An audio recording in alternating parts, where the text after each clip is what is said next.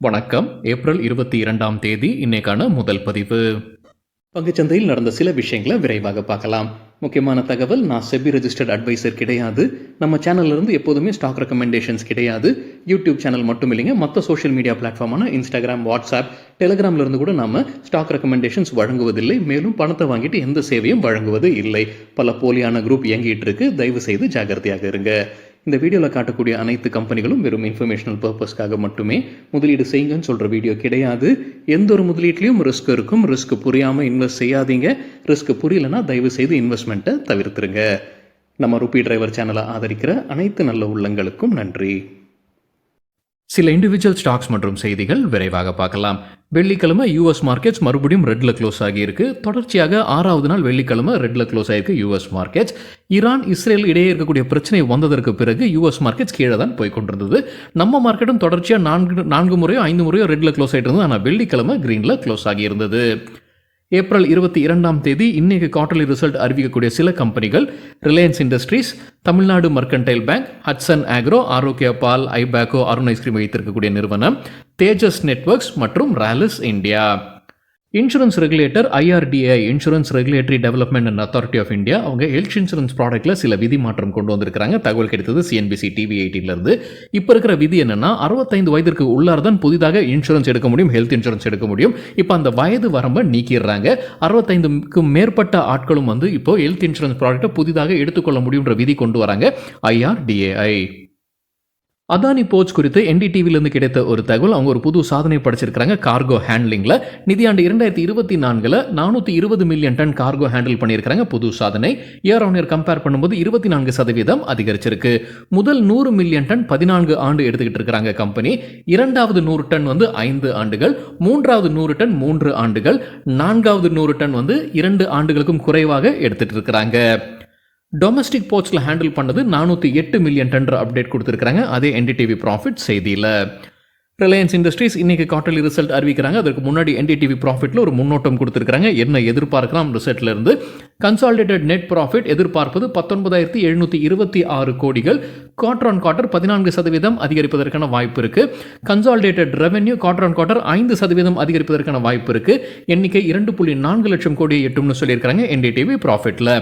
Operating profit அதாவது EBITDA 5.2% கீழே போகும் குவார்டர் ஆன் குவார்டர் பேசிஸ்ல. எண்ணிக்கை 42,191 கோடி ரூபாய் எட்டுவதற்கான வாய்ப்புள்ளது. ரிலையன்ஸ் ஜியோது தனியாக கொடுத்திருக்கிறாங்க.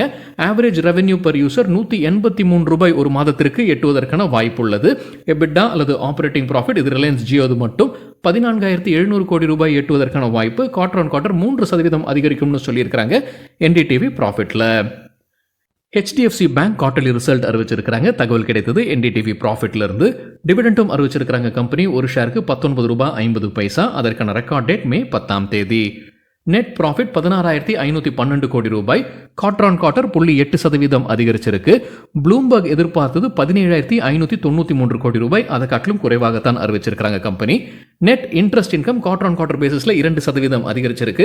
எண்ணிக்கை 29,077 கோடி ரூபாய். நெட் இன்ட்ரெஸ்ட் மார்ஜின் 3.63% இந்த குவார்டர்ல. டிசம்பர் குவார்டர்ல 3.6% இருந்தது. Gross non performing assets 1.24%.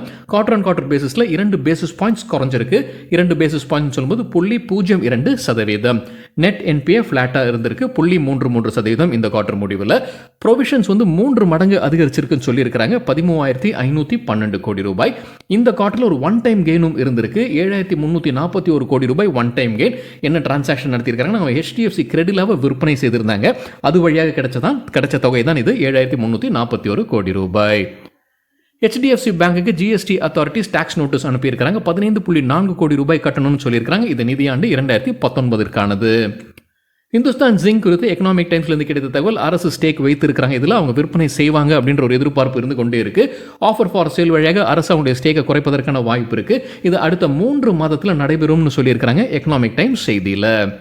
அரசு வேறு சில ஸ்டாக்ஸ்லையும் அவங்களுடைய ஸ்டேக்கை குறைப்பதற்கான வாய்ப்பு இருக்குது. குறிப்பாக 2 ஸ்டாக்ஸ் பற்றி எக்கனாமிக் டைம்ஸில் சொல்லியிருக்காங்க. GICRE ஜெனரல் இன்சூரன்ஸ் கார்பரேஷன் மற்றும் லைஃப் இன்சூரன்ஸ் கார்பரேஷன். முன்னவே இதில் இருக்கக்கூடிய ஸ்டேக்கை அரசு விற்பனை செய்ய போகிறான்ற தகவல் நமக்கு அறிந்தது தான். நிதியாண்டு 2025 இது நடைபெறுவதற்கான வாய்ப்பு உள்ளதாக சொல்லியிருக்காங்க எக்கனாமிக் டைம்ஸில். LICயில் முன்னவே அரசு ஒரு திட்டத்தை அறிவிச்சிருந்தாங்க. லிஸ்ட் ஆனதில் 7 ஆண்டிற்குள்ள 10% ஸ்டேக்கும், லிஸ்ட் ஆனதுலேருந்து 25% ஸ்டேக்கை 10 ஆண்டில் அவங்க விற்பனை செய்வதற்கான திட்டம் முன்னவே வைத்திருந்தாங்க. அதை 2025 துவங்குவதற்கான வாய்ப்பு இருக்கு. நிதியாண்டு 2025 துவங்குவதற்கான வாய்ப்பு இருக்குன்னு எக்கனாமிக் டைம்ஸ்ல சொல்லியிருக்காங்க.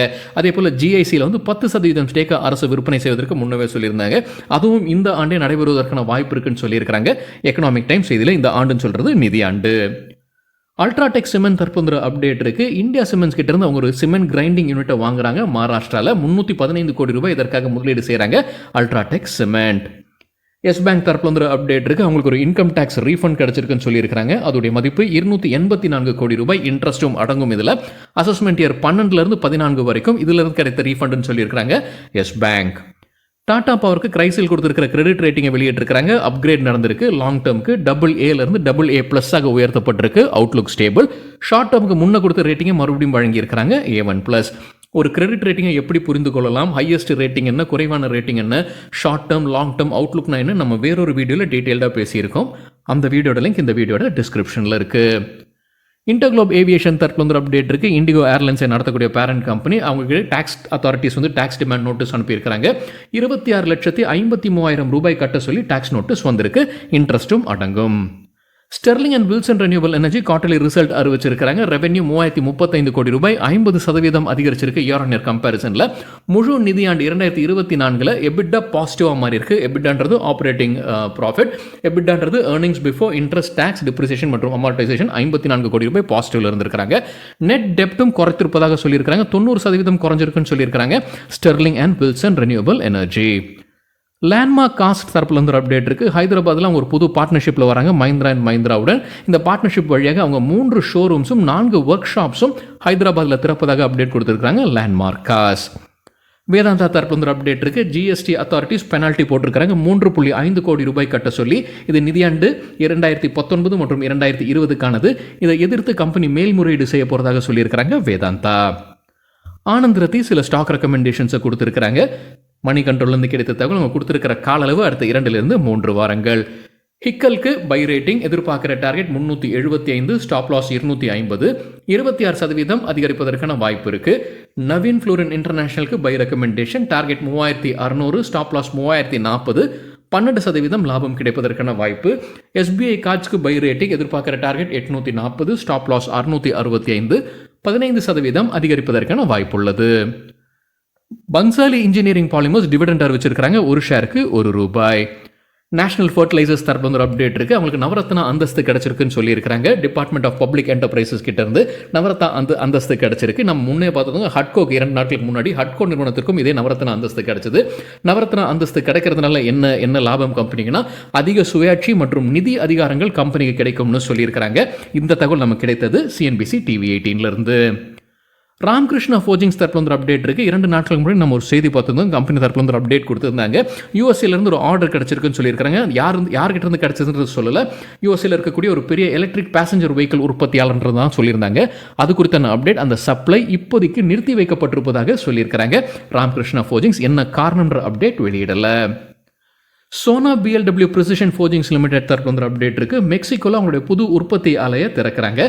நார்த் அமெரிக்காவில் எலக்ட்ரிக் வெஹிக்கிளோட டிமாண்ட் அதிகமாக இருக்கிறதுனால தான் இங்கே ஆலை திறப்பதாக அப்டேட் கொடுத்திருக்காங்க. Sona BLW Precision Forgings Limited. Zomato தரப்புல அப்டேட் இருக்கு. GST அத்தாரிட்டிஸ் டாக்ஸ் நோட்டீஸ் அனுப்பியிருக்கிறாங்க. 5.9 கோடி ரூபாய் என்ன காலகட்டத்திற்கு 2017 மற்றும் 2021 காலகட்டத்தில் 5.9 கோடி ரூபாய் கட்ட சொல்லியிருக்கிறாங்க. பெனால்ட்டியாக கூடுதலாக 5.9 கோடி ரூபாய் கட்ட சொல்லியும் ஆர்டர் கொடுத்திருக்கிறாங்க. அவந்தல் லிமிடெட் தரப்புல அப்டேட் இருக்கு. கம்பெனிக்கு ஒரு புது ஆர்டர். நேவல் ஏவியேஷன் கோவா கிட்ட இருந்து கிடைத்த ஆர்டர். அதோடைய மதிப்பு 1.84 கோடி ரூபாய். ஹீரோ மோட்டோகார்ப் தரப்புல வந்து ஒரு அப்டேட் இருக்கு. நேபாளில் அவங்களுடைய பிசினஸ் விரிவாக்கம் செய்கிறாங்க. ஏற்கனவே அவங்களுடைய பார்ட்னர் தான் சிஜி மோட்டார்ஸ். அவங்களுடன் இணைந்து தான் இந்த பார்ட்னர்ஷிப் வழியாகத்தான் இந்த விரிவாக்கம் செய்கிறாங்க. ப்ராடக்ட் அசம்பிளி ஃபெசிலிட்டியை திறக்கிறாங்க நேபாளில். என்ன திறனில் திறக்கிறாங்க? ஆண்டிற்கு 75,000 யூனிட்ஸை இந்த ஆலையிலிருந்து அசம்பிள் பண்ண முடியும்னு சொல்லியிருக்கிறாங்க. கூடவே 4 ஸ்கூட்டர்ஸ் அல்லது 4 ப்ராடக்ட்ஸையும் அவங்க லான்ச் பண்ணுறாங்க நேபாளில். எக்ஸ்பிளஸ் 200 4V, super Splendor, Splendor plus motor cycles மற்றும் ஜூம் 110 ஸ்கூட்டரை அறிமுகம் செய்வதாக அப்டேட் கொடுத்திருக்கிறாங்க hero MotoCorp.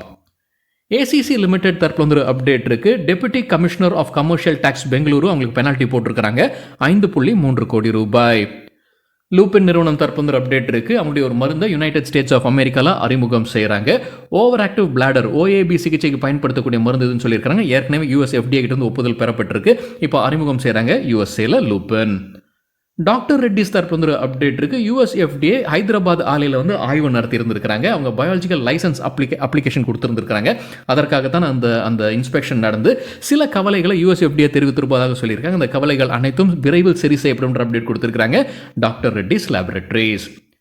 Zydus life sciences தரப்புல வந்து ஒரு அப்டேட் இருக்கு. அவங்களுக்கு மார்க்கெட்டிங் ஆத்தரைசேஷன் கிடைச்சிருக்கு. யூகே MHRA கிட்ட இருந்து அவங்களுடைய ஒரு மருந்தை அங்கே மார்க்கெட்டிங் செய்வதற்கு யூகேல மாலிப்டினம் கோஃபேக்டர் டிஃபிஷியன்சி சிகிச்சைக்கு பயன்படுத்தக்கூடிய மருந்துன்னு சொல்லியிருக்கிறாங்க ஜைடஸ் லைஃப் சயின்சஸ். பயோகான் நிறுவனம் தரப்பு வந்து அப்டேட் இருக்கு. சவுத் ஆப்பிரிக்கன் அத்தாரிட்டி கிட்ட இருந்து அவங்களுக்கு ஒப்புதல் கிடைச்சிருக்கு. அங்கே முதல் முறையாக அந்த நாட்டில இருந்து ஒரு ஒப்புதல் கிடைச்சிருக்குன்னு சொல்லியிருக்காங்க. அவங்களுடைய ஒரு மருந்துக்கு ஆர்கன் டிரான்ஸ்பிளான்ட் செய்யக்கூடிய ஆட்களுக்கு இந்த மருந்து பயன்படுத்தப்படும்னு சொல்லியிருக்கிறாங்க பயோகான் நிறுவனம். சில ஸ்டாக் ரெக்கமெண்டேஷன்ஸ் புரோக்கிங் கம்பெனிஸ் கொடுத்துருக்காங்க. தகவல் நம்ம கிடைத்தது எக்கனாமிக் டைம்ஸ்லேருந்து. பொனான்சா போர்ட்ஃபோலியோடைய பரிந்துரைகளில் ராமகிருஷ்ணா ஃபோர்ஜிங்ஸ்க்கு பை ரேட்டிங் எதிர்பார்க்குற டார்கெட் 900 ரூபாய், ஸ்டாப் லாஸ் 760. என்ன காரணம் சொல்லியிருக்கிறாங்க? டெய்லி சார்ட்டில் ascending triangle pattern break out நடந்திருப்பதாக சொல்லியிருக்கிறாங்க. அசெண்டிங் ட்ரையாங்கிள்னா என்ன, பிரேக் அவுட் நடக்கும்போது எப்படி டார்கெட்டை செட் பண்ணலாம், எப்படி ஸ்டாப் லாஸை செட் பண்ணலாம், நம்ம வேறொரு வீடியோவில் டீட்டெயில்டாக பேசியிருக்கோம். அந்த வீடியோட லிங்க் இந்த வீடியோட டிஸ்கிரிப்ஷனில் இருக்குது. உத்கர்ஷ் ஸ்மால் ஃபினான்ஸ் பேங்குக்கு பை ரெக்கமெண்டேஷன் எதிர்பார்க்குற டார்கெட் 57, ஸ்டாப் லாஸ் 53.9. எல்கேபி செக்யூரிட்டிஸோட ரெக்கமெண்டேஷன்ஸில் ஐசிஐசிஐ பேங்குக்கு buy rating target 1105 1125, stop loss 1044. மதசனுக்கு பை ரேட்டிங் எதிர்பார்க்குற டார்கெட் 135, ஸ்டாப் லாஸ் 122. டிஎல்எஃப்க்கு பை ரேட்டிங் எதிர்பார்க்குற டார்கெட் 900 ரூபாய், ஸ்டாப் லாஸ் 829 ரூபாய். சரிங்க, இதுதான் சில விஷயங்கள் என்னுடைய பார்வைக்கு எட்டியது. நன்றி, வணக்கம்.